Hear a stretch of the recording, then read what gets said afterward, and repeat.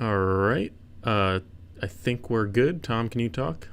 Hello, hello, hello. We are good. All right. We're live. Welcome, everybody, to another edition of the Tom and Davesdays live on Wednesdays at 5:30 p.m. Very happy you could join us today. We've got a whole bunch of topics today. We're going to talk about the potential of Kristaps Porzingis being traded. We're giving out some fake midseason awards. Maybe give some thoughts on the All-Star reserves. But first, Tom, you wanted to introduce a new segment here to start this off. So why don't you take it away? Yes, Dave, as you know, every week we bring the people some of the most hard-hitting basketball analysis to be found on any corner of the internet. But it is this week we start at a different corner of the internet, one that in real life occurred in Norman, Oklahoma, in the men's bathroom of an OU campus bar. A lot of our viewers have probably already seen the video. If you haven't, an OU football player decided it was a good idea to try and fight a short dude who had cauliflower ear and was not backing down when he already had blood on his face at the start of the video. And that went about as well as fighting a dude who has cauliflower ear has ever gone for anybody. This OU now, there are two men who get their ass beat in the video. I do not know which one is the Oklahoma football player and which one is his friend, but I know that both of them get suplexed at different times throughout the only 58-second long video. One of them gets thrown in a rear naked choke by a guy wearing cowboy boots. But through all of it, Is that the moment where it's the guy who is wearing the denim jacket who gets thrown into the wall? yes, Okay. that one, I was like, oh, that was okay. So at the start of the video, my initial reaction was, wow, like we're in a pandemic. These guys are not wearing masks. What the hell is going on? And immediately any thoughts of like they will catch coronavirus specifically went out the window when dude who apparently practices martial arts decided to take this fight to what I can only describe as like a way too slick, way too shiny bathroom floor. Mm. And immediately from there, my mind was like, oh, they might catch any of like 75 different things from that floor. So there was that. I think through all of it, though, my heart goes out to who I think is the hero of this video, and it is none of the four dudes who get in the fight, because I don't know what preceded the fight. I don't know who said what to get to here. Mm-hmm. So I'm not going to call any of them the protagonist in this. But I will say that Buddy, who was in the back urinal at the start of this video, who about 25 seconds in, like half reaches over to like think about stopping it, and then just decides not to and steps over the fight. Yes, I'm Like, looking at that now. yeah, it's like I am not spilling my vodka soda or whatever it is he's got. I'm getting out of here. I'm not getting my ass beat. he And There's a guy, like two of the guys that are fighting, one of them's on top of the other, and the guy with the yep, vodka soda walks by. He like tugs his hoodie, one of the guys on the yep, floor, and is yep. like, he just like slightly tugs it, like I'm gonna maybe try to get him off of this guy, but then he doesn't. He's like, nah, someone's gonna end up like very worse for wear here. And it might be me if I try to break it up. Let me just get out of here. I if we're I to take a term from basketball scouting, we're gonna scout the traits, not the outcome for our protagonist, mm-hmm. because despite the suplexing and the MMA moves, this guy was the guy who jumped off the tape for me. I mean, we start out, he's not getting in the middle of the fight before it happens. He's letting the game come to him. That's a positive. Yeah. Second positive, when the play presents itself, he thinks about it, then exhibits good decision making in not getting in the middle of the fight.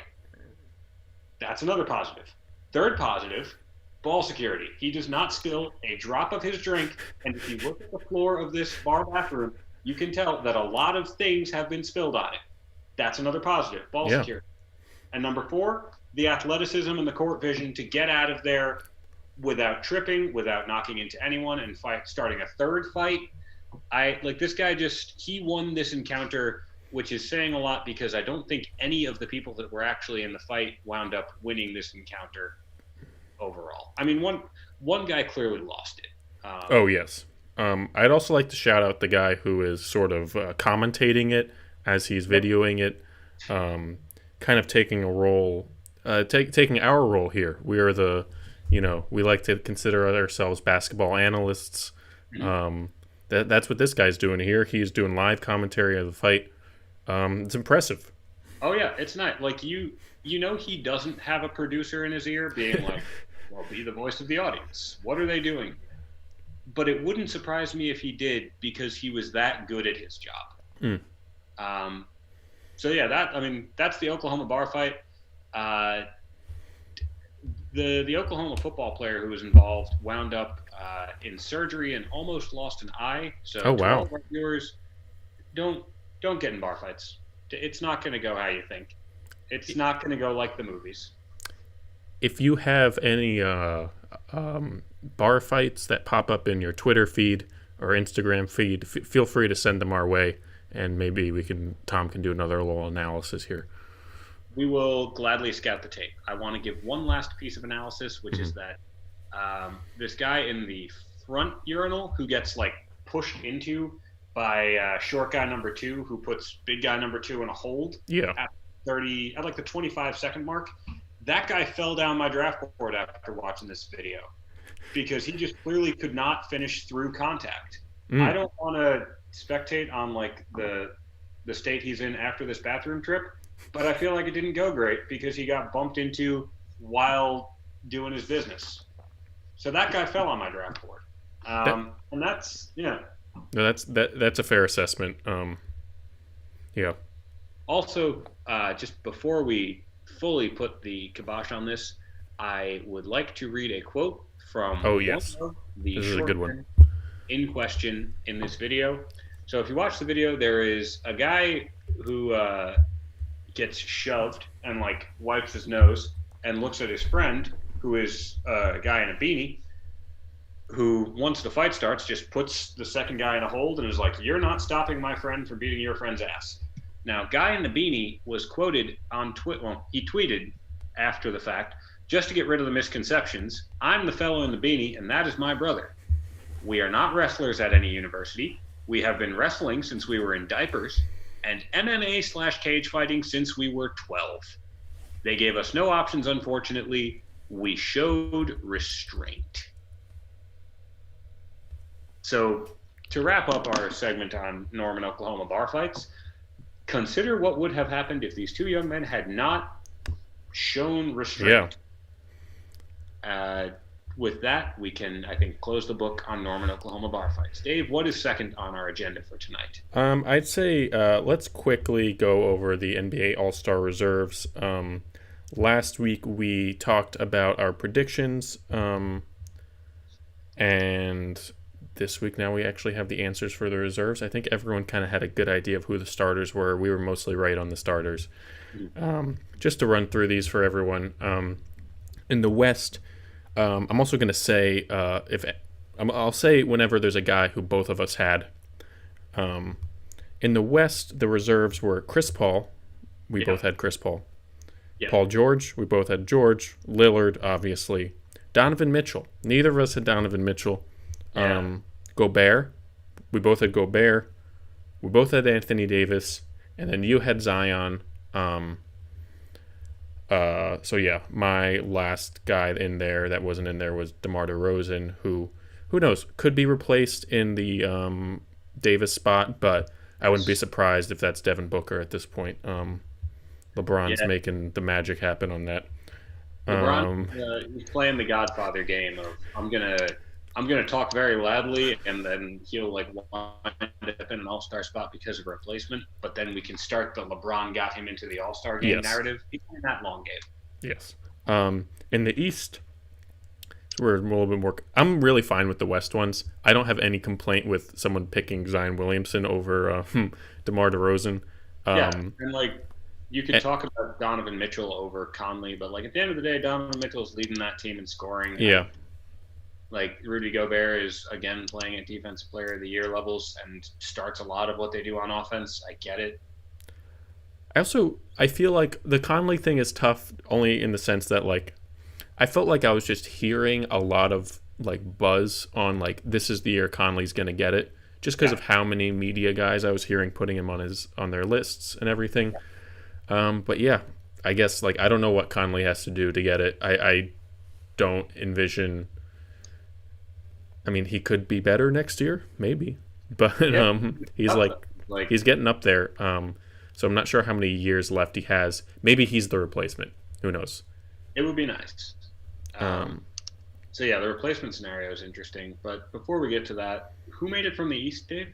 So James Harden, of course. Jason Tatum, Jalen Brown, of course. We had all those guys.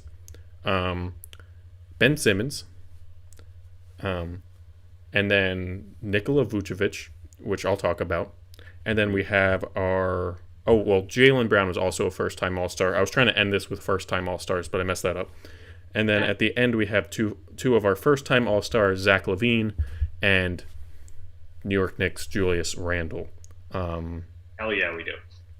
So I'll say on the East here, this is like literally the list that I had, except I had Bam Adebayo over Nikola Vucevic.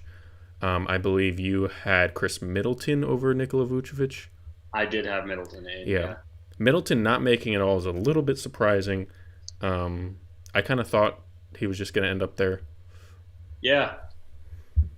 I think Middleton is, I can see why he missed it just in terms of like the Bucks aren't the sort of steamroller that they were last year. And so like, I feel like a lot of people got more comfortable being like, nah, we can just put Giannis in. Like, he's the reason they are as good as they are. Yeah. And when they're no longer playing at like a 65-win pace, it's not like as good as they are necessitates two All-Stars. Yeah. No, that's a good point. I'd have to say that's probably what happened there. And then with, I'd say the major snubs that have been considered in the East, I'm trying to think if it's 3 or 4, but mostly people are saying, Bam Adebayo, Trae Young, Domantas Sabonis, Chris Middleton. Yeah, I feel like those are the 4. Let us know if we're missing anyone there. I made a very impassioned case for Bam. I'm going to be honest, I don't think this is completely unfair. Vooch is having a fantastic season. I almost put him on my own list. And I do think it is, I don't know. It's good to reward players that are playing as well as Vooch. I am a little disappointed that, the Heat don't have a All-Star. I knew, like, Jimmy Butler wasn't playing enough to get it. But one, like, weird disconnect, and I mentioned this to you, like, about a week or two ago when the All-Star starters came out. Yeah. This was very interesting to me and is kind of even more confusing after this came out. It was released what the players voted for the starters in each conference, and among players, Bam Adebayo was voted 4th in front court, and that's like, so that would be after Giannis, Embiid, and Durant. Bam was 4th after them. So I do find it a little interesting, at least, that like he was so highly acclaimed in this player vote, and then obviously fell off a bit in the coaches vote for the reserves. But ultimately, it's all right. The Heat are bad this year. I don't think we had any right to have an All-Star. I think maybe if we were, 17 and 14, something like that, I think Bam gets in over Vooch. But may I push back? Yes, go for it. Just, I don't think you're going to see read too much about this, but like, to an extent, a lot of the narrative surrounding Vooch being an all-star was, he's on an island down in Orlando. Like, he's had no help all season. He's the only reason that team's not a dumpster fire. He's generating so much offense for them. He's been their best player by far.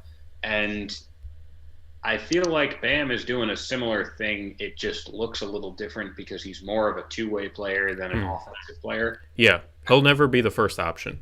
No, but it's like with Jimmy Butler missing all the time he has, with as hard as the Heat have been hit by injuries and health and safety protocols on their own end, which the Magic have had too, but it's not like the Heat have been without players missing games for that. Like, if you are a Heat fan and you are pretty pissed off about this, I think you have a right to be. Yeah, no, I'm just trying to be a little bit more rational about it, but I do think there is that I do like that argument because Bam and throughout this year with the awful COVID situation that the Heat have had, how many guys have been out? Literally the only two mainstays for the team this year have been Bam Adebayo and Duncan Robinson. They've played the most games by a decent margin.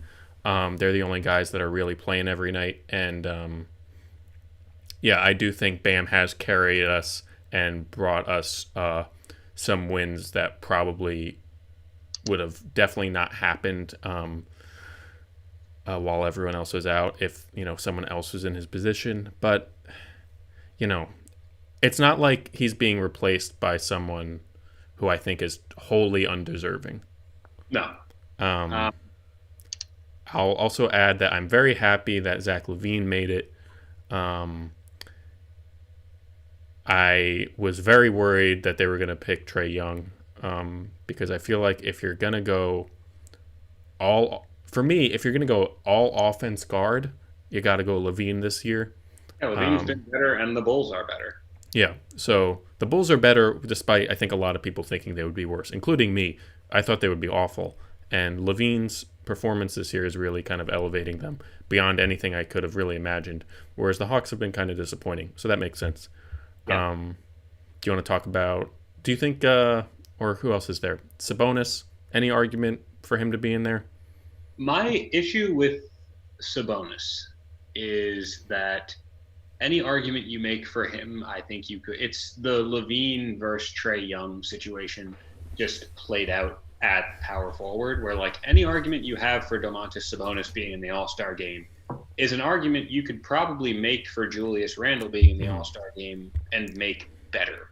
Yeah, that's a good point. I do think there's an interesting disconnect looking at, because the way that these All-Star votes happen is I forget what the percentages are, but it's player votes, fan votes, and media votes. Mm-hmm. And I did just want to talk a little bit about the Eastern Conference's voting breakdown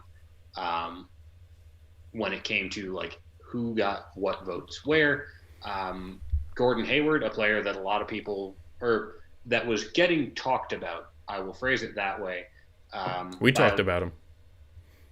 Oh yeah, we kind of had to wrestle with, are we about to say that Gordon Hayward is an all-star? Mm-hmm. But ultimately, Hayward was voted, he finished 7th in media voting, 9th in fan voting, and 15th in player voting. So I think it's an interesting divide in terms of who is playing this game versus who is talking about and watching this game when it comes to Gordon Hayward. Should he be an all-star? If you want to look at Domantas Sabonis, he was 4th in media voting, which I find kind of funny, but 4th in media voting, 8th in fan voting, 9th in player voting, and missed it, which feels like someone that would be a lock, but I think there's also restrictions with front court versus back court and how many reserves have to be from where. Yeah. Also, I think an interesting one was Tobias Harris being being tied for 7th in media voting, 13th in the fan vote, and 10th in player vote. He was a top 10 player as voted on by his peers, didn't make it, which is obviously a less extreme interpretation of Bam being a 4th in player voting and missing it. But yeah, I think there's, no. Okay. Chris Middleton was voted 17th by the players. So there's how he missed it. Yeah. Oh, he was also 15th in fan vote and 7th in media vote. Yeah. I think it's interesting how this kind of goes right into a little brief Celtics discussion here. There's a tweet today. Not that this needed to be a tweet, but it's just a fact. The Celtics are the only team with 2 All-Stars that are under 500. I'm not sure the last time that has happened. I'm not sure if anyone's done that type of research. See, that's a tough one to stomach for me, even though I think both of them are very deserving. It almost comes down to a little bit of what we were talking about last week with Zion and Brandon Ingram, where, if you're two All-Star, if you have two All-Star players, shouldn't you be a little bit better? And yeah, obviously the Celtics guys are deserving of it, but it does kind of bring into question, like, all right, how much are we valuing just like the winning part of this? And the tough part is because, like, these bench roles are voted on by the coaches. Right. Their analysis here is a complete mystery. We get full transparency into how the players, the media, and the fans vote, but we have no idea how the coaches vote. Not that we need to know, but it is odd that they just don't tell us how that works. Which could honestly just come down to being a result of coaches being like, nah, I don't want to talk about another thing. Yeah. Like, that could be it, just thinking about like how sort of media and coach interactions go. Like, they're pretty tough to get a lot of time out of. That's a good point. But yeah, ultimately, I think these are fine. Maybe there'll be an injury replacement in the East that Bam can make it into, but I did kind of try to rationalize this as the Heat have played so undermanned this year that Bam not having to go to the All-Star break might be a good thing. Yeah. Him just being able to relax for a week. I really hope they don't try to bring him into the skills challenge or something. So he can just stay in Miami for a little while. They probably should not. Like, they should try and bring as few people into Atlanta for this weekend as possible. Like, the skills challenge and the three-point contest are happening before the game, which, assuming the game tips at 7 and has any sort of pre-game fanfare, those things are starting at 3:30. That's not that's going to be a weird TV event. I don't know how many people are actually going to watch that. The dunk contest is happening at halftime. Really not sure how that's happening. You're going to have players who are going to have an hour between halves, and it's going to be yeah, well, I know you probably got completely cold after that first half of basketball, but yeah, come out and play for, I don't know, 8 more minutes of game time, 10 more minutes, depending on who you are. Or we don't even know, because remember we're going back to the Kobe format scoring system. Oh yeah, the Elam ending. Yeah. Yeah, so it could be 20 more minutes. Game, depending on how long it takes. All right, just gun to your head. Who do you want to see in the dunk contest?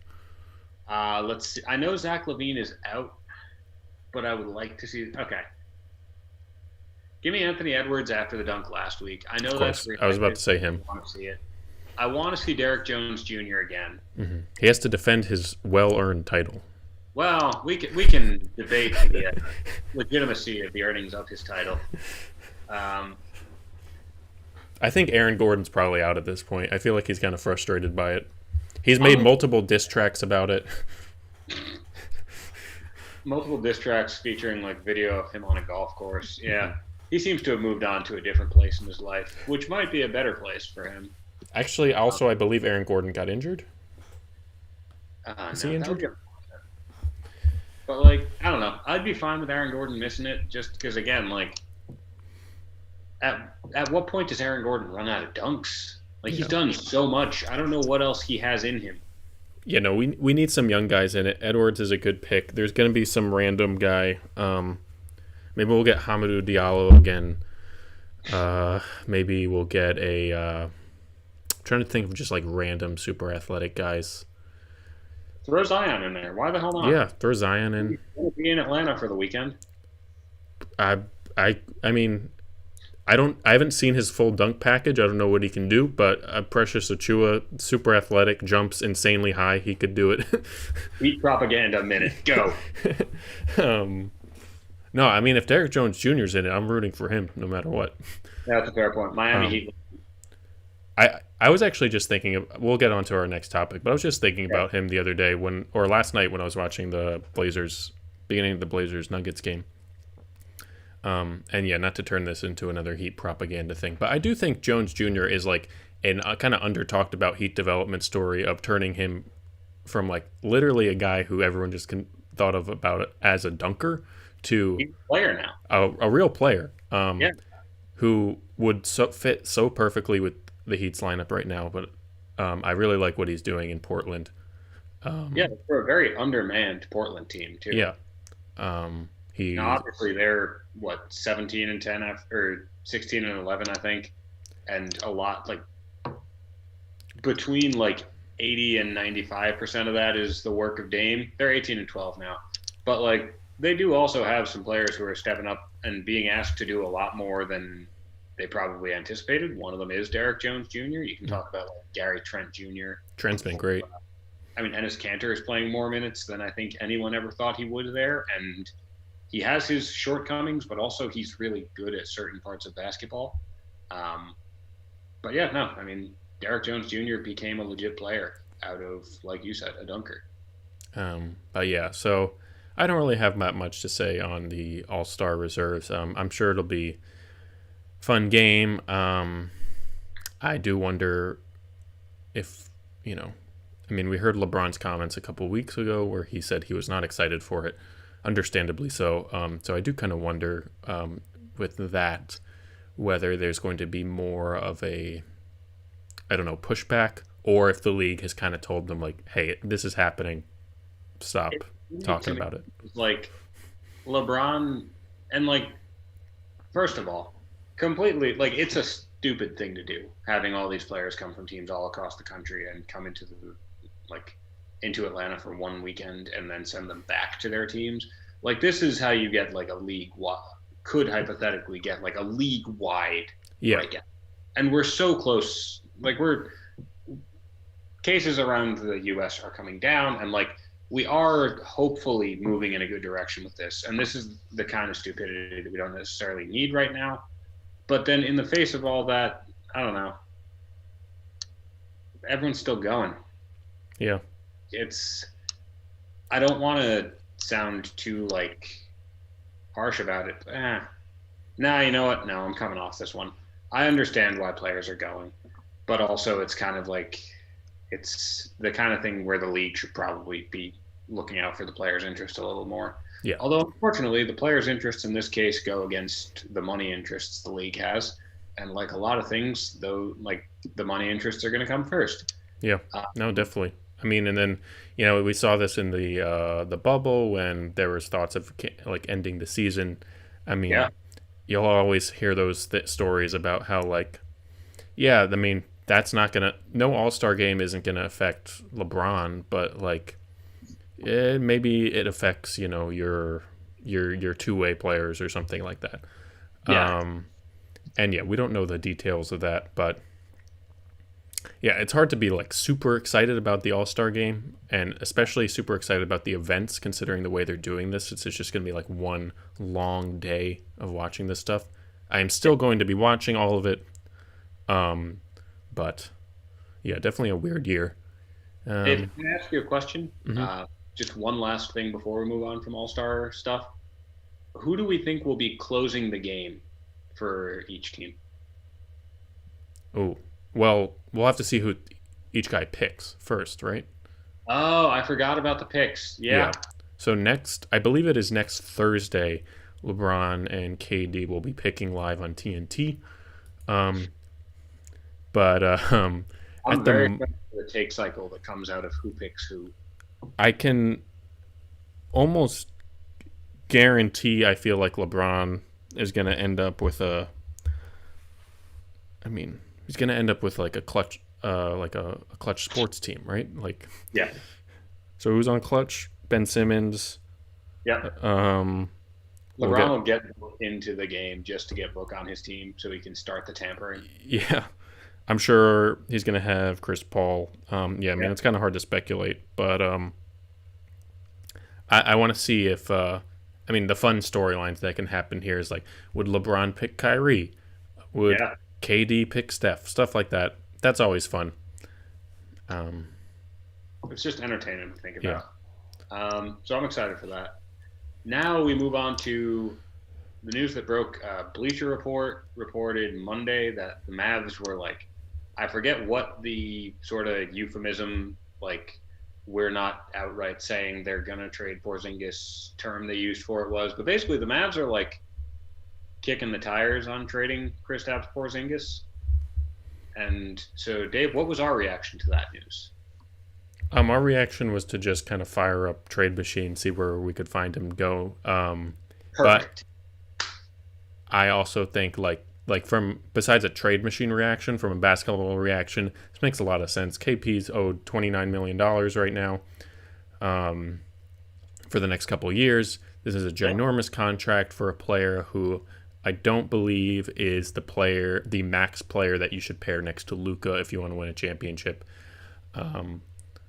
So yeah, I think this makes a lot of sense. I really wouldn't be surprised if he's gone. Tom, how do you feel about this? You know, through your, I guess, mid-teen years, were probably a big KP fan when he was on the Knicks. So, what are you thinking? So I still think that Kristaps Porzingis is a really good basketball player. Like, he is a center who can give you spacing both vertically and as a shooter, which is the kind of thing that, like, not as many, like, deceptively few centers actually give you. Like, if you go down the list, it's a lot of players that'll give you one or the other. He's the rare breed that can give you both and also run the floor with it. So, he has a lot of pluses to his game. Yeah. That being said, he's also, like, limited in certain aspects of the game. Like, he is pulling down 8.2 rebounds a game this year, which that's 15th among centers. And there's basically, like, because I went through and looked at the rebounding rankings this year, like, there's basically 16 centers that actually will play like a full load of starter minutes in the NBA this year. Okay. So those the 14 that are in front of him are Clint Capella, Andre Drummond, Rudy Gobert, DeAndre Ayton, Nikola Vucevic, Enes Kanter, Joel Embiid, Jonas Valanciunas, Nikola Jokic, Bam Adebayo, Jared Allen, Mason Plumlee, Steven Adams, and Mitchell Robinson. The one sort of, like, definitive starting, we're going to play you 30 minutes a night player who is behind him is Richaun Holmes, who is at 8 flat. After that, you get into your backup centers like DeMarcus Cousins, Dwight Howard. You get into your sort of center by committee teams like the Bobby Portis, Brooke Lopez pairing. They're both at like 5 or 7. The Rob Williams, Daniel Tice, Tristan Thompson, three-headed center. Yeah. Tice and Rob Williams are both at like 5.5 apiece. Zubats and Serge are both at 6.8 even. So, like, can you remind the folks how tall Kristaps Porzingis is too? He is 7'3", and you might think, oh, well, the Mavs have, I don't know, 13 players on the roster. We shouldn't hang their rebounding hopes on just one player. But to an extent, like, rebounding starts from the center position. He is playing the most minutes at the center position. And what the Mavs have gotten for it is the third worst rebounding rate in the NBA. They're in front of only the Minnesota Timberwolves and the Golden State Warriors. They have the third fewest rebounds per game as a team. They're in front of only the Miami Heat and the Toronto Raptors. Can you I mean, as someone who's watched him a lot, do you feel like maybe there's anything like a Brooke Lopez thing with him where he's just, like, really good at boxing out but doesn't grab the rebound? Or is he just isn't aggressive enough? Or is he just on the perimeter too much to even get rebounds? I think it's a combination of aggression and, like, just being on the perimeter a lot. Like, he is, for all of the sort of, like, perks of his game that we mentioned, gonna not be, like, an all-world rebounder. Like, it's kind of the trade-off you make, unfortunately. Like, when you have all this athleticism, all this ability to space the floor, and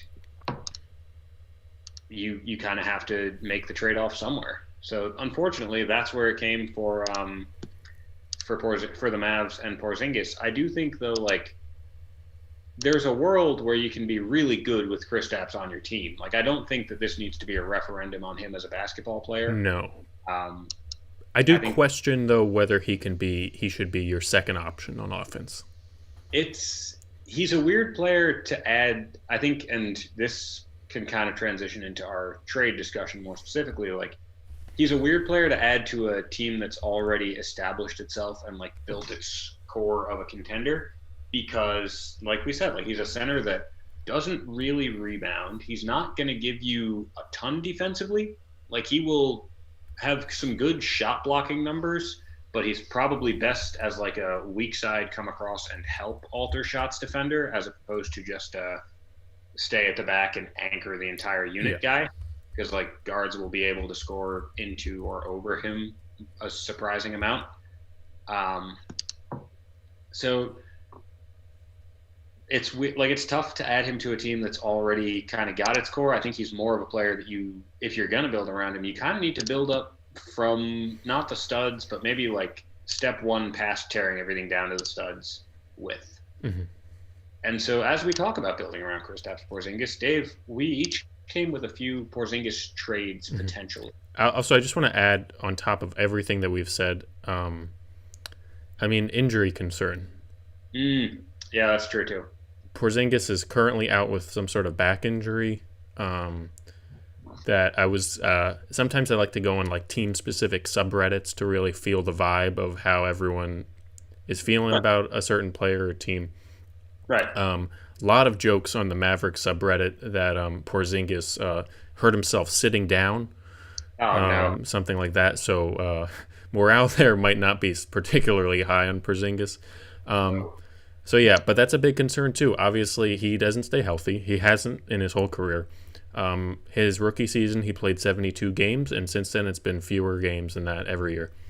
Yeah. I will say I'm going to give him some small benefits really quickly. Okay, He is averaging his highest field goal percentage of his career. Nice. He is in the upper half of... He's shooting about his 3-point percent average for his career, a little bit below, but pretty much the same. And he's shooting the best he's ever shot from the free throw line. So this isn't someone who is a complete lost cause. He is still averaging 20 and 8. He's a good basketball player. Yeah, I think the issue just does come down to a lot of the things we were just saying. So Tom, with that in mind, tell me some of the trades you got. I think maybe a fun way to do this is you just tell me the trade, and you give me a rationale. I'll try to evaluate it, and then I'll give you one of my trades. Okay. I'll start with one that I think you and I both discussed in the Tom and Dave Slack, which is, for the viewers at home, that's a fun way of saying that Dave and I just exchanged like Facebook messages about it. But we're doing this fun bit now because like a lot of basketball shows will have their own Slack channel, and they'll be like, "Oh, this came up in insert organization here Slack channel the other day." So yeah, we were exchanging the messages in the Tom and Dave Slack channel, and one that jumped out to both of us was Kristaps for Steven Adams. Yes, that is one of mine too. Some pick compensation to be named later, basically straight up. So I think the rationale for it is pretty simple. It's like, if you're the Mavs, you're one of the worst rebounding teams in the league. You're not great defensively. Steven Adams helps you on both of those things. He's a really big person who, at a bare minimum, makes it easier for the other players on the court to get rebounds. And he's a very, traditional screen and roll center who Yes. I think would pair very well with Luka. Yes, that's a good point. And if you're the Pelicans, I can kind of understand the rationale for making this deal too, because it's like you have a center who you can theoretically play 5 out with now if you want to, which seems to be an issue when you start talking about the spacing of having a Zion Williamson, a Steven Adams, and then on like Alonzo Ball or an Eric Bledsoe on the court all at the same time. It just gets kind of clunky. And also, as the Pelicans sort of embark on this journey of discovery with like Zion Williamson pick and roll ball handler, Porzingis would be a really fun player to put in the screener role there and actually make things very difficult for a lot of defenses. The downside is their already horrid defense just gets worse. But I think it's a trade that you at least explore. It's a trade you explore if you want to, kind of, I guess, sell a little early on this, like Stan Van Gundy, we're going to be tough is our identity, and instead go for we're going to score a ton of points is our identity. Because, it's very simple. You have Porzingis out on the perimeter, and then that means that his defender needs to be closer to him, which means that Zion has significantly more room in the paint to operate and to just get to the rim because he can bulldoze just about anyone. Yes. So I think it makes sense. I also had this trade, so I'm not really going to evaluate it because I also thought it was a good trade. All right. So, Dave, what is your first trade that you're bringing to the board? Okay, this is kind of a quirky one. I'm not 100% sure on it, but it's something that works. Here's a tough part about doing these trades. KP is owed $29 million over the next 4 years. Yeah. $29 million per year over the next 4 years. It's hard to make that money work. I think there are a lot of NBA GMs have also thought about. Yeah. So some things why does Steven Adams work? It's 29 for 29 straight up. Very easy.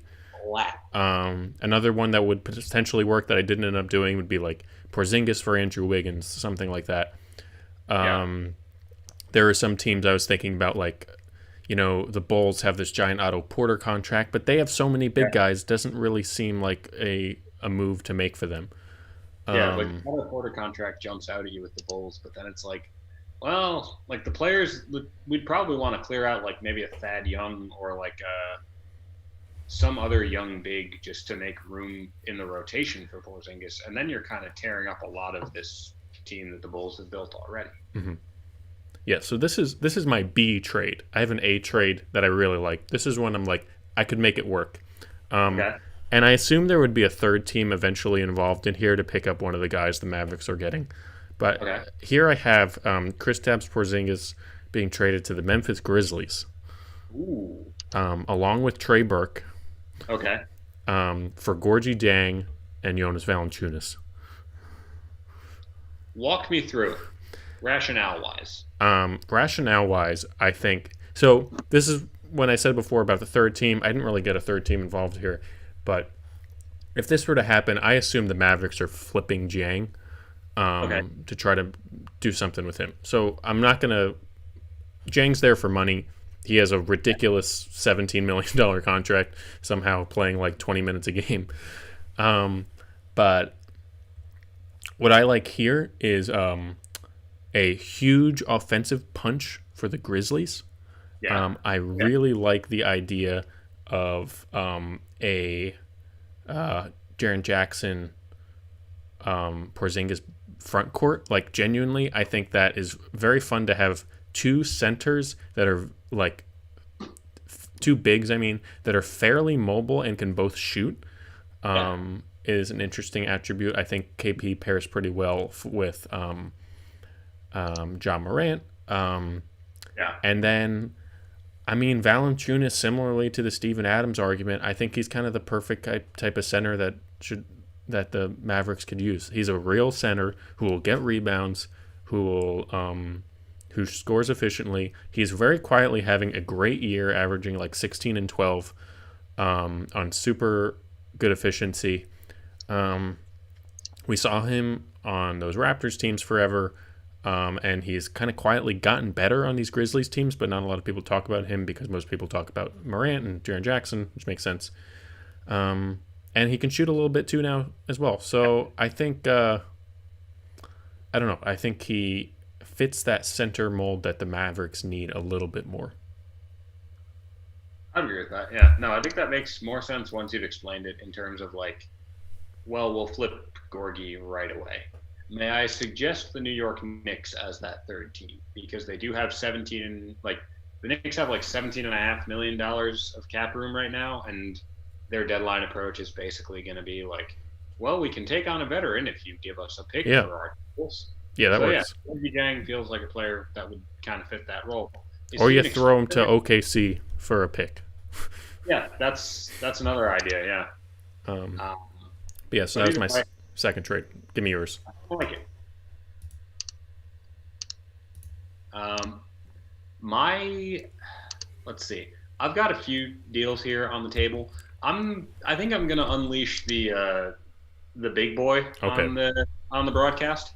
So follow me here. So My how many second trade. teams? Uh, Oh, it's a 4-teamer. okay. My next one's a 4-teamer too. I went as far as Trade Machine would allow me to go. We didn't go to the moon because it was easy, and I did not add 4 teams to this trade because it was easy. But it is centered around Kristaps Porzingis going to the Atlanta Hawks. Okay. Which, and I said this to you, like the Hawks were probably the best team that I could figure out a deal that had some sort of logic to, that I could send Kristaps to, because past that, it's a lot of the trades I wound up seeing myself making were like, well, this team has a young guard. Maybe they'll run pick and rolls with Kristaps and hope that that guard gets a lot better. Like there was a Sacramento Kings trade that I made that. There was an OKC Thunder trade that came up. There was a Cavs trade that came up. But this one, Tell me. Porzingis goes to the Hawks, pairs up with Trae Young. The Dallas Mavericks walk away with Danilo Gallinari, Andre Iguodala, and John Collins. Now, quick note on John Collins, like I get it, he's a young and very exciting player and like really good prospect, but I just don't know how much he's factoring into the Hawks' long-term plans. They could have extended him and haven't as of yet, which makes me think he might be on the move, but I don't know. Then the Miami Heat walk away with Lonzo Ball and Trey Burke. And the New Orleans Pelicans walk away with Myers Leonard, Kendrick Nunn, and I'm assuming some pick compensation from somewhere. There's a cloud over all of these for me. It's like we'll throw the picks where we need to make it work. Like I think in this trade, New Orleans would probably need a pick or two from like I don't know, Atlanta Atlanta's probably going to want to hold on to their stuff, but like they'll need a pick or two. Dallas might get one. But either way, the 4 teams are Dallas, Atlanta, Miami, and who's New Orleans? Pelicans. Right. Yes. So it kind of winds up being a couple of like 2 trades sort of paired into one, where it's like the Mavs getting Gallinari and Collins to give up Porzingis and also getting Iggy thrown into the deal, and then the Heat getting Lonzo for Leonard and Nunn and also getting Trey Burke thrown into the deal. Yeah. I mean, I think that the Mavs end up here with Iggy, Gallinari, and John Collins. Yes. I mean, I think that's a really good haul. I think with their current like front court rotation, Iggy's probably playing a lot for them, which is fine. I mean, if you can have a defender in there that can switch, if you put him and James Johnson in there together, maybe you might suffer a tiny bit on offense, but you have a far more formidable defensive front court than I think a lot of the things they're throwing out right now. Yeah, I would agree with that. And then, Collins feels like a natural Luka pairing with a ton of potential. I think the tough part is considering whether they actually part with Collins. Like, yes, it seems like they aren't super committed to him, but the tough part I was finding with these trades is like, is there really like a young player that KP is worth? Yeah. But yeah, I mean, that's a good call. It's probably the best call to make considering it doesn't seem like they like him. Yeah, weirdly. So that was my second trade. Dave, what is your second deal? This is actually my last trade because my first trade was the KP for Steven Adams one. Also, right. I must have just like absorbed the trade that you just had and then morphed a kind of similar one because I also have a 4-team trade. Did not mean to step on your toes here with a similar trade, but my 4 teams involved are the Mavericks, the Hawks, the Heat, and the Clippers. Okay. So this is what I got here. The Mavericks in this trade are getting Clint Capella and Patrick Beverley. Huh. The Clippers are getting Kristaps Porzingis and Solomon Hill. It doesn't The have to be Solomon- It doesn't have to be Solomon. It just anyone on the Hawks who has like around the 1.5 to 2 million range. It could be Kevin Huerter if like they need to pay Herter, more. I'm hanging if they ask for Herter. The Hawks get Andre Iguodala Okay. and Ivica Zubac. Ooh. Okay. So Zubac comes in immediately to be the Capella replacement. Porzingis comes to be the Zubac replacement in LA, and Capella becomes the Porzingis replacement in Dallas. And then finally, I gave the Heat a 4, and I gave the Marcus Morris Sr. Ooh. Okay. So yeah, that's what I got. Yeah, probably some picks to be thrown around here. I think the team that maybe gets screwed over the most here might be the Hawks. They're giving up Capella and only getting Iggy and Zubac back. Yeah. Which doesn't feel great, but I like how this looks for everyone else. Yeah. I mean, I think if you're the Hawks, it does solve a few problems defensively that you might have. Like, obviously, Capella to Zubac might be a bit of a downgrade, but, like, you don't have someone that defends the 3-4 spots as well as Iggy does right now. Yeah. Even in his advanced age. Like, I don't think they do. I think Porzingis to the Clippers is an interesting one because you almost could wind up with him in, like, the Montrezl Harrell role that the Lakers have, where it's like, all right, he'll play a lot of minutes with the bench unit, but he'll score a ton in those minutes because he's going to just eat up somebody's backup center and be a real problem for teams. Yeah, no, that was kind of my thought process on KP to the Clippers was like, let's lower the pressure a little bit for KP. On the Clippers, he's going to be maybe the fourth option behind, PG, Kawhi, and Lou Will. Yeah. So I do think that kind of gives him an opportunity, like you said, maybe with the bench unit, to just kind of do his own thing and work his way back a little bit more comfortably.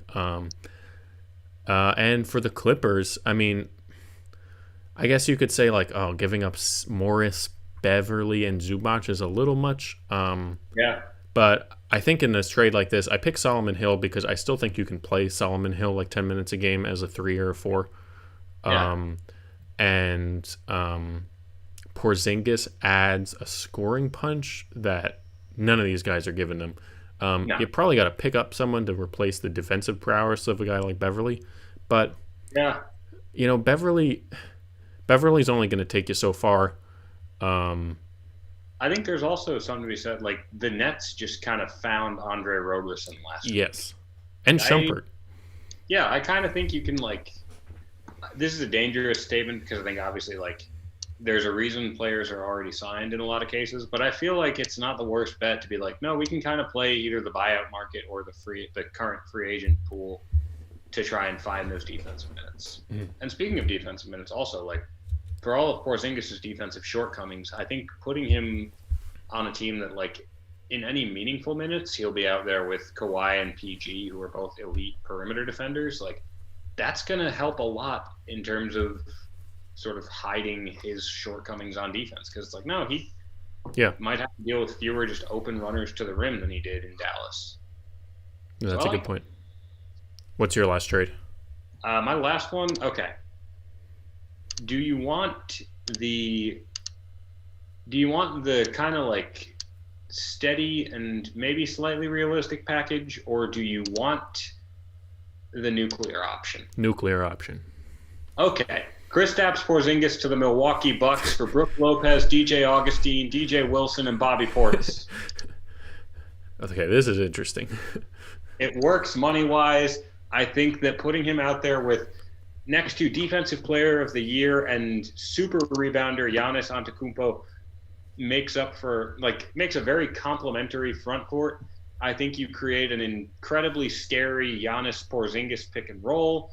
I think that a team that plays Brook Lopez as its starting center already isn't getting a ton of rebounding from that 5 spot, but I think it's easier to sort of stomach Porzingis's rebounding and defensive concerns when you're putting him next to, again, a Defensive Player of the Year who's also averaging like 12 rebounds a game this year.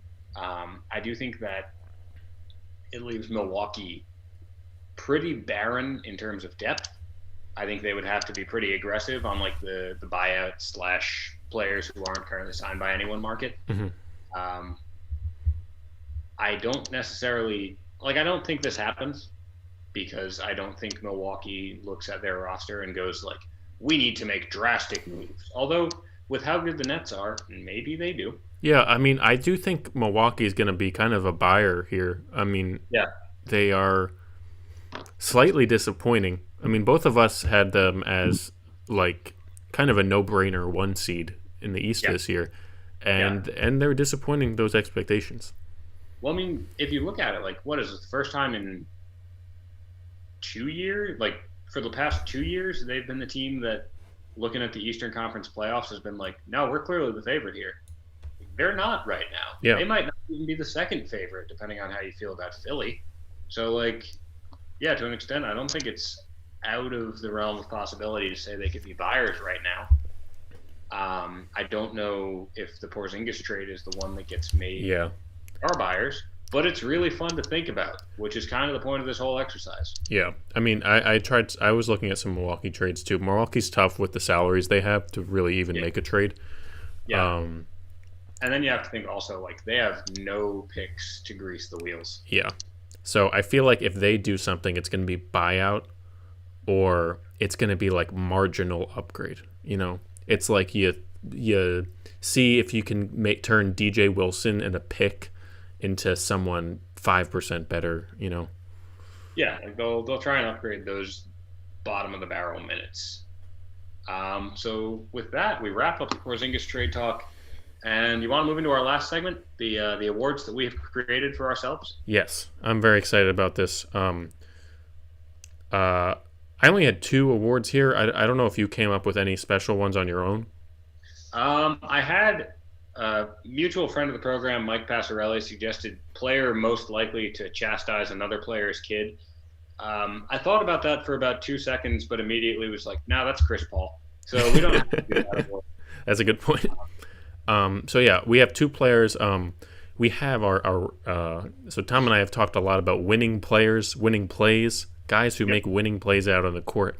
We have our winning plays award. In my head, the way that this worked was the guy who I think contributes to winning the most while not averaging a ton of points. We didn't have like a strict threshold for this, but my threshold was less than 15 points a game. Yep. And so then a very, very subjective, I like watching these guys play award. Yep. We'll do like real midseason awards soon, but we thought it'd be fun to do like just kind of made up awards here.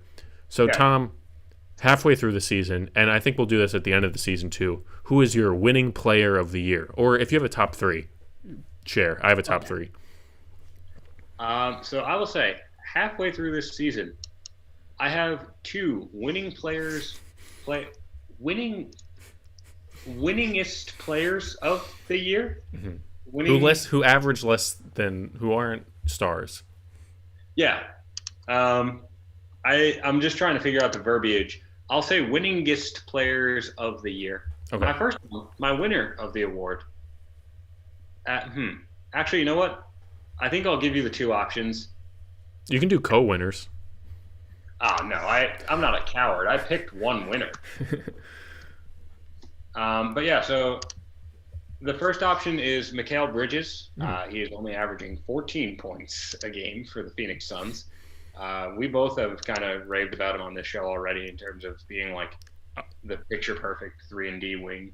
I'll say Mikhail Bridges is one of my 3. I love it when our ideas cross over. We're in lockstep on this show. If I don't have your other guy, then he can be the Tom and Dave collective winning player of the year so far. Okay. I'm assuming you won't have the other guy because my other guy is Reggie Bullock. Oh, okay. I do not have Reggie Bullock. Tell me. I'm completely sold on Mikhail Bridges. Sell me on Reggie Bullock. Well, I mean, Reggie Bullock, he's an 8.5 point a game scorer. He's shooting 40% from the field. He's only shooting 37% from 3. Offensively, despite not being like a lights out shooter and not being a huge scorer, a lot of the time he'll like just kind of get points out of a possession where the Knicks look a little in disarray early on, where it's like, all right, well, Julius ran a handoff to Elfrid Payton. That didn't work, so now we reversed it back to Julius. He made one dribble move, kicked it out to Reggie, and Reggie, like, hit a one dribble long two or hit a pull-up three. And it's like, well, you know what? That possession could have gone a lot worse, but he kind of settled it down, made the play. And also, a lot of the time, he winds up guarding the best player on the other team. Like, it's either him or RJ, but a lot of the time they throw Reggie at them.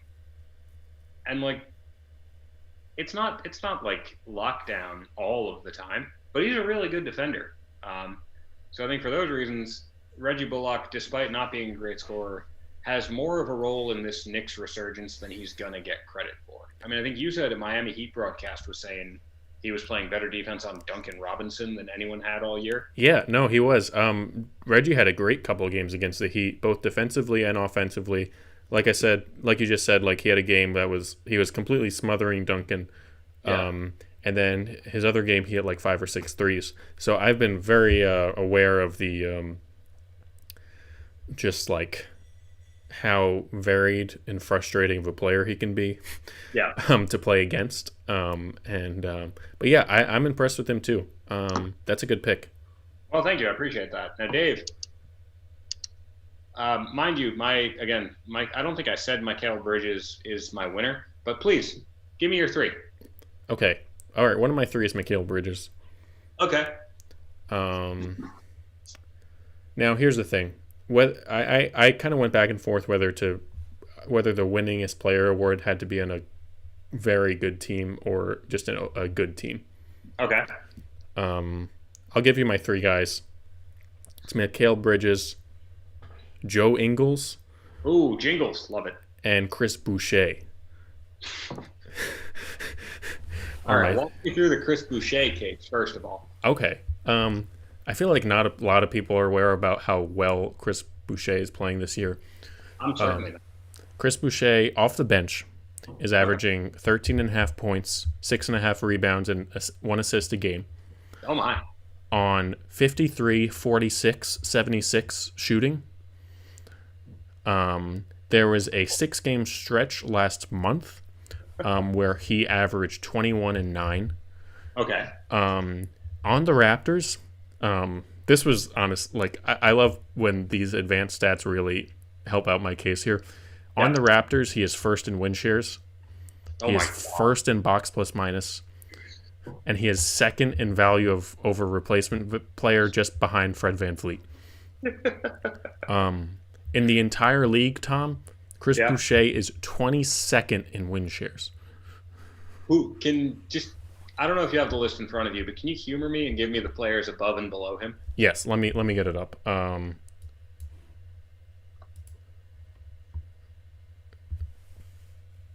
It's coming. We can also, if you want, just move on to the rest of your list. We can do that too. Oh well, I mean those are just the guys. I mean Ingles, I think, is a pretty easy case. He's like. I mean, he's averaging 12 and 5 off the bench, 5 assists, shooting nearly 50, 40, 52, 46, 89. 46 is ridiculous.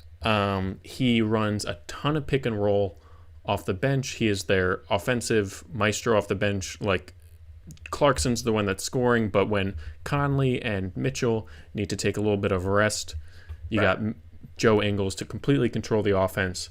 And just a fun little stat here, their offensive rating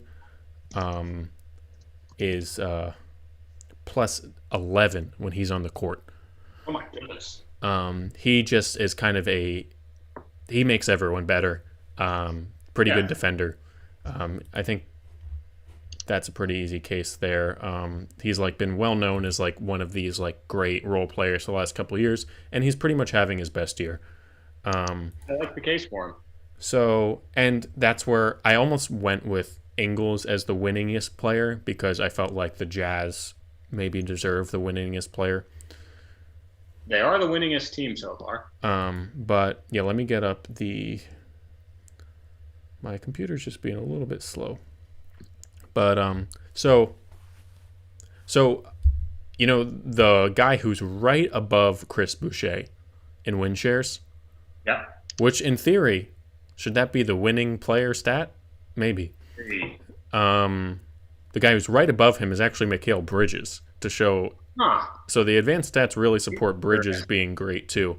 But right after that, it's Zach Levine, Luka Doncic, Chris Middleton, Chris Paul, Trae Young, Vooch, Randall, Bam, Zion, Anthony, like guys behind Chris Boucher right now. DeMar DeRozan, Tobias Harris, Anthony Davis, Ben Simmons, Domantas Sabonis, Paul George, Kyrie Irving, Mike So if you Conley. want a headline grab, you could just say there is an analytical case for Chris Boucher being better than any one of those players. Yeah, you could say that.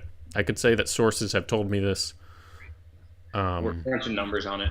But yeah, when I was looking through the numbers and just based on what I've seen, I mean, I also just give like the eye test case for Boucher every time he's played the Heat.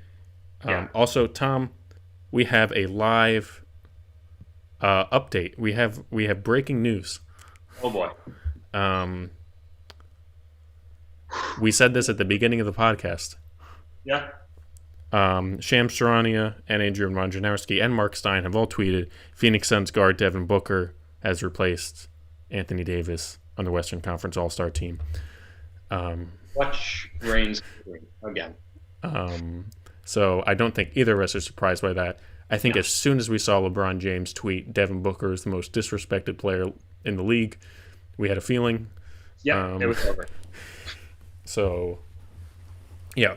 So Book is in the All-Star game. Happy for him. I believe that it's his first All-Star appearance, right? I think second. I think he was an All-Star last year. Oh, you might be right. But yeah, so yeah, those are my winning players. Boucher is really interesting because he can you'll see him do a chase down block one possession, and then literally the next possession he will hit like a ridiculous trailer three. Very unique player. I will say and he's everywhere on the court. He is everywhere. He's very annoying to play against. Gets a lot of like the 6.5 boards is kind of misleading. I feel like if it's a bad rebounding team, he's going to really gobble up rebounds. He's incredibly long. He has one of those shooting motions. I'm just going to back up to try to mimic this, where he like really like brings the ball like all the way back here and like flings it, which never looks good but goes in most of the time. Statistically, most of the time. Yeah. So, yeah, I think ultimately I'm going to give it to Boucher. I've just been really impressed by him this year. Also, very surprising fact for me this year. When I was first seeing Chris Boucher, I assumed he was an older young player just because, like, I think he was, like, spent a while in the G League or something. Right. I maybe thought, like, okay, he's, like, 24. Like, he's in his second year, but 24 or something like that. Chris Boucher is 28 years old. So we might be looking at the ceiling of Chris Boucher. Might be the peak of the mountain.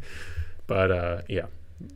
Okay, so we have Chris Boucher, we have Mikhail Bridges, and now we have, before we wrap, the extremely subjective I like watching that player play award. Dave, what is your shortlist for this award? Or do you just have one winner? I have three. You know one of them. If you heard me talking for a while about him last week, you know another of them.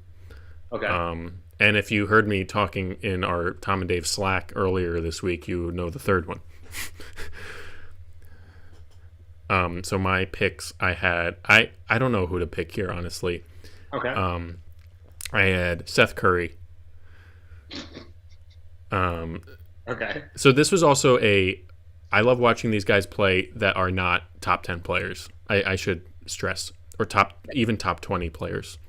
Yeah. I love watching Nikola Jokic play. He might be my favorite player to watch play, but like he's not going to make this list because he's too good. Yeah. Next up, DeMar DeRozan. Yep. And then Zach Levine. Okay. I like this list. What about yours? Oh, my list is Will Barton. Great pick. Denver Nuggets wing. Averaging 11.5 points a game this year, but every time I see him on the court, I really enjoy it. Very smooth handle. He can shoot. He's got hops. He's enjoyable to watch. Carmelo Anthony, I figured you're gonna. I almost went with Carmelo. Like this is slightly impacted by watching him last night have like I think a 17-point quarter against the Nuggets, but it's just like Melo has so fully embraced the old man portion of his career, and like no player brings me more joy to watch score or make plays than Melo in the league at this point. Like I think I said to you last night, I was shouting Facu every time Facu Campazzo got the ball for the Nuggets. But also, like, some part of me, whenever Melo gets the ball, is just like, Melo's got it. Let's go. And, like, last night, I think he hit, like a triple jab step, one dribble to the right, fadeaway jumper over, like, Zeke Naji. And it was art. I loved watching every second of it. And I will never get tired of watching that sort of thing. And it seems like that's really Melo's bread and butter at this point in his life. So that's the second entry on the list. And the third entry is Jalen Brown.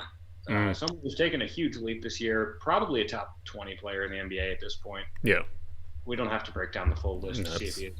But it's fine. I thought about him too. He might be a little bit overqualified. But I think it's Will Barton. No, you know what? It's Carmelo Anthony. He's edging out Will Barton this year for this award. Purely because of just the sense of joy it brings me to watch him play. Like I think joy is part of enjoyment. I have a question. Yes. Is there any common trait between the three of these guys that you think attracts you to them? Melo, Jalen Brown, Will Barton.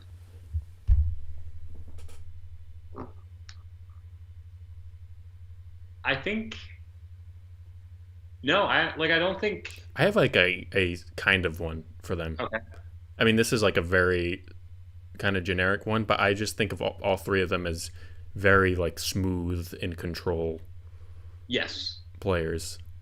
No, I think it is a good one. None of their shots really feel ill-advised, or like their moves, all of their go-to moves feel very like are really good, but also very within themselves.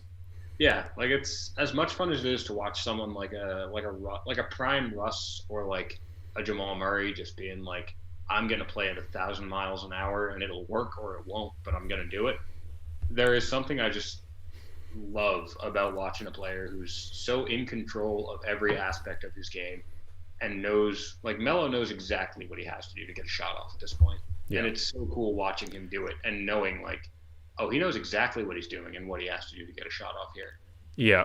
Melo's my enjoy watching player. For a similar reason, I almost had Chris Paul on the list because there was a game, I believe it was when they were playing the Sixers last week. Just the guys I really like are the guys who really just know how to get to their spots and take advantage of it. Chris Paul is the perfect example of this. He like knows exactly where he wants to take his like mid-range fadeaway jump shot from every time, and he will do anything to get in that spot and get it wide open. I feel similarly. If there was anyone could be on this list, I would also put Kawhi Leonard. He's another guy like that. The reason I have these guys, Seth Curry is kind of my. I see a lot of flashes of like a CJ McCollum type game in Seth Curry. Oh, I like that comparison. The dribble moves, the shooting, Seth's I feel like has like really kind of increased his skill set in like every facet of the game this year compared to previous years. If CJ had played more games, I'd probably just put CJ over Seth because I consider them similar players. CJ's like probably like a 20% better version of Seth, or maybe 30. I don't know what the exact percentage is. Captain America Super Soldier Serum Seth Curry. Yeah. DeMar, this is my old man pick. He shoots no threes. He takes a lot of mid-range jump shots. He takes mid-range jump shots. He gets to the line. He is my replacement Jimmy Butler pick because I wasn't going to pick Jimmy Butler because he's on like I wasn't going to pick a Heat player here. But also DeMar, I mean, comparing him to someone like Jimmy Butler, DeMar's mid-range game is like so consistent and completely reliable, whereas Jimmy's can kind of falter a lot, and it's kind of odd how I feel like he's kind of completely lost some of his shooting touch over the last year or two. I don't know really what happened there. But DeMar, is a perfect example of someone who really, really deliberately slows the game down at this point in his career, which is funny considering like when he was younger, he was kind of like a dunker type of guy. But now he's like slow the game down, similar to Chris Paul. Find your spot, a little bit on the elbow, just get a nice little mid-range jump shot, something like that. I love watching guys like that play because it's kind of a lost art at this point. And then Zach Levine is just like, I mean, a good Zach Levine game is just ridiculous. There's nothing like it right now. He can. I mean, I don't even know if I have to explain it. I mean, the combination of the electrifying dunks he'll have and the electrifying drives to the rim on top of like shooting logo threes. Yeah, it's incredible. I don't know like who else is doing that. Like there's a lot of people doing one or the other of those things, but doing both at the same time, really remarkable, and to be doing it as efficiently as Levine is doing as well. But yeah, those are my three. If I had to pick one, in terms of my personal like basketball taste, I'd probably go with DeMar DeRozan. In terms of like if I'm trying to have fun, like Zach Levine, because like this is something I've thought about a lot about this year is like, and I think it would be fun to do an episode about this at some point where we try to really break down about like how we like watch basketball and how we try to learn about it, especially this year since we've been doing this, trying to become better like at picking things apart. I think a guy like DeMar, who is like a very like cerebral player like that, is really helpful in something like trying to figure out how an offense operates. Because you see someone like him like completely break apart a defense. I think of guys also like Chris Paul or like Goran Dragic or who else can I think of? Guys that can just like come in and they're like, I know what you're doing. LeBron, like Kawhi Leonard, people like this, like I know what you're doing. Prime Rondo's great. Prime Rondo. I'm going to come in. I know exactly where to go to break apart whatever defensive scheme you're doing here. I find those guys where it will break apart. Yes, exactly. Those guys I find very fun to watch this year, especially because it's like, how are they doing that?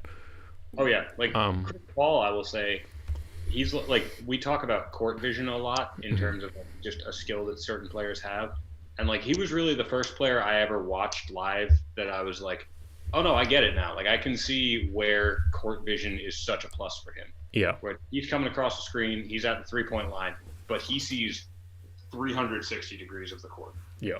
So like, it's really fun to watch players like that. Ben Simmons is another guy I was thinking about for this. I really like watching Simmons. If he was like, 20% better at actually getting to the line and getting to the driving to the rim, he would probably be on this list. Oh yeah, but I mean, at the same time, some of those like Ben Simmons throwing the ball behind himself to get a three is the most fun stuff he does. Yeah, that's true. But in any event, I think unless you have anything, that'll probably wrap it for us this week. Yeah, no, I think I'm all good. But yeah, we're still kind of figuring out what we're going to do next week. Maybe we'll do midseason awards. Yeah, that might be a fun one. Maybe we'll throw in a couple new like custom Tom and Dave specific awards again, just to spice things up. But yeah, I would be very interested in doing like a kind of like just talking about how we try to watch basketball podcast as well. I think that would be an interesting one, just to bounce ideas off of each other. But yeah, hope everyone has a good week. And we'll see everyone next week at 5:30. All right. See y'all.